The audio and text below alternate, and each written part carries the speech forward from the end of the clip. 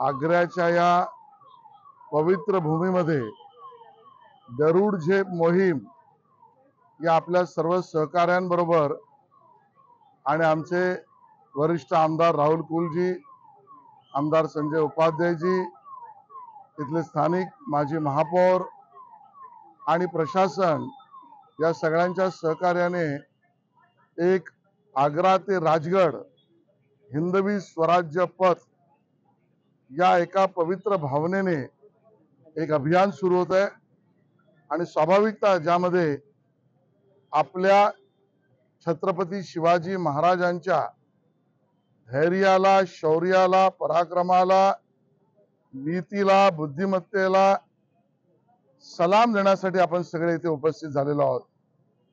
आणि शिवचातुर्य दिन या नावाने राज्य सरकार सुद्धा हा दिन साजरा करावा या भूमिकेवरच आहे।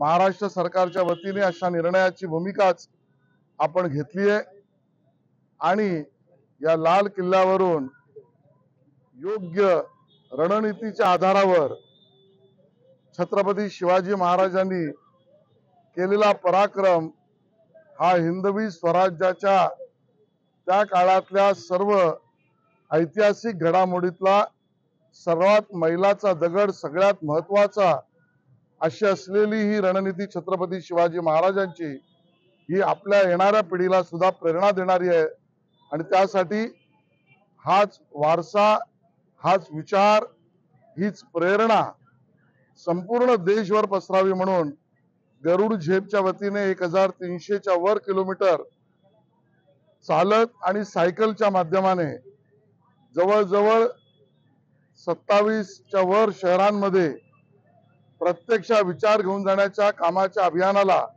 आज या ठिकाणी सुरुवात होते।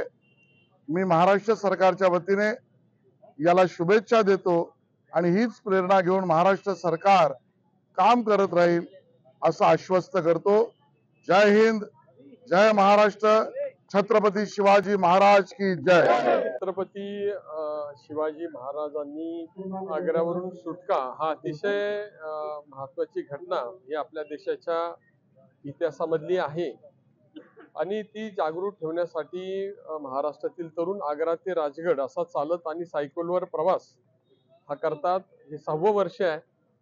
मी शासनाकडे सभागृहामध्ये सातत्याने मागणी केलेली आहे की हा दिवस हा शिवचातुर्य दिन म्हणून साजरा व्हावा। त्या बाबतीमध्ये शासन सकारात्मक निर्णय घेण्यासंदर्भातली आता सुतोवाच हे माननीय आशिष शेलार साहेबांनी केलेला आहे आणि एक चातुर्याचा आदर्श त्यांनी या कालावधीमध्ये त्यांच्या संपूर्ण जीवन कालावधीमध्ये केला आणि छत्रपती शिवाजी महाराज हे सगळ्यांच्या दृष्टीनं एक चांगला राज्यकर्त्यापासून एक चतुर सेवक अशी सुद्धा त्यांची सगळी वाटचाल राहिलेली आहे आणि आजच्या या कार्यक्रमाच्या निमित्तानं माननीय आशिष शेलार साहेबांचे या सगळ्या पुणे जिल्ह्यातील तरुणांच्या वतीनं मी स्वागत करतो आणि हा दिवस आपल्या सगळ्यांना भविष्यामध्ये प्रेरणादायी राहील अशा प्रकारची खात्री व्यक्त करतो।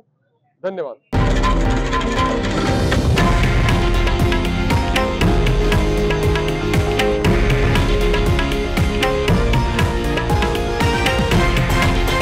हे आहे देशातील नंबर 1 न्यूज नेटवर्क आणि आपण पाहत आहात TV9 मराठी, एकमेव।